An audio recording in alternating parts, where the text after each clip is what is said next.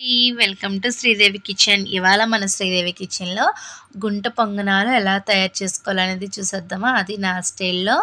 ముందుగా ఒక mixie jar తీసుకొని దానిలో ఒక కప్పు వేపిన శనగపప్పు వేసుకొని పచ్చిమిర్చి వెల్లుల్లి ఉడకబెట్టుకొని వాటర్తో సహా వేసుకోవాలండి. దానిలోని ఉప్పు అనేది యాడ్ చేసుకోవాలన్నమాట.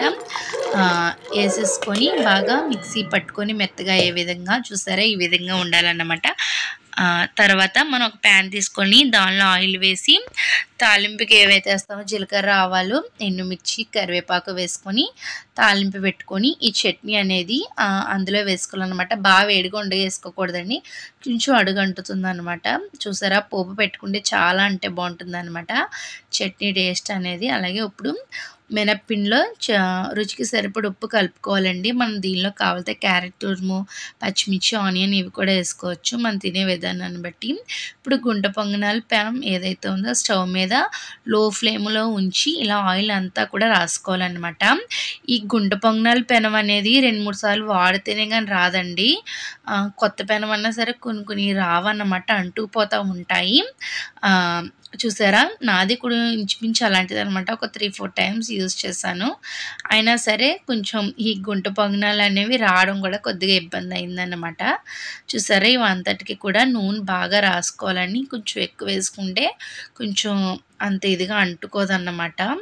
మనం నూనె అనేది కొద్దిగా ఎక్కువ వేసుకోవాలి. వేసిన తర్వాత ఇలాగ ఒక్కొక్క గుంటలో ఇలా పిండి అనేది వేసేసుకుంటూ ఉండాలండి. చూసారా, ఈ విధంగా అన్నమాట. పిల్లలు తినడానికి ఎంతో ఇష్టపడతారనమాట. ఈ విధంగా ఒకసారి చేసి పెట్టండి. మా పిల్లలైతే ఓన్లీ ప్లెయిన్వే వేయమంటారనమాట. అందు గురించి నేను పచ్చిమిర్చి కానీ ఆనియన్ కానీ ఏమీ వేయలేదండి. అలా కూడా వేసుకొని తినేవాళ్ళు కూడా ఉంటే వేసుకోవచ్చు అనమాట. ఇలా మినప్పిండితోనే కాకుండా మనం సుజీ రవ్వ అంటాం కదండి, కరాచీ నూక, పెరుగు, దాంతో కూడా ఆ విధంగా కూడా వేసుకోవచ్చు అన్నమాట. మినప్పిండే ఉండాలని అయితే ఏం లేదన్నమాట.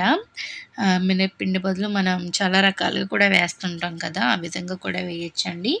మినప్పిండివి కూడా చాలా టేస్ట్ బాగుంటాయి. ఇలా లో ఫ్లేమ్లో ఉంచి మూత పెట్టి బాగా కొంచెం ఉడికించుకోవాలన్నమాట.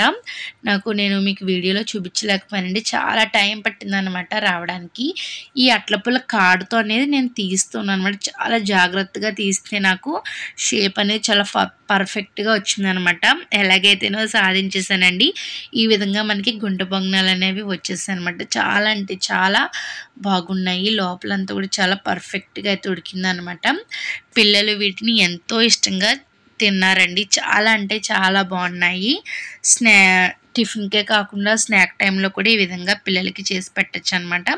అలాగే మన ఛానల్ ఎవరైతే చూస్తున్నారో వారందరూ కూడా ప్లీజ్ సబ్స్క్రైబ్ చేయండి, షేర్ చేయండి, లైక్ చేయండి, కామెంట్ చేయండి. అలాగే మన వీడియోస్ అందరికీ కూడా మీ రిలేటివ్స్ అందరికీ కూడా తప్పకుండా షేర్ చేస్తున్నారని అయితే అనుకుంటున్నాను. అలాగే ప్లీజ్ సపోర్ట్ చేయండి.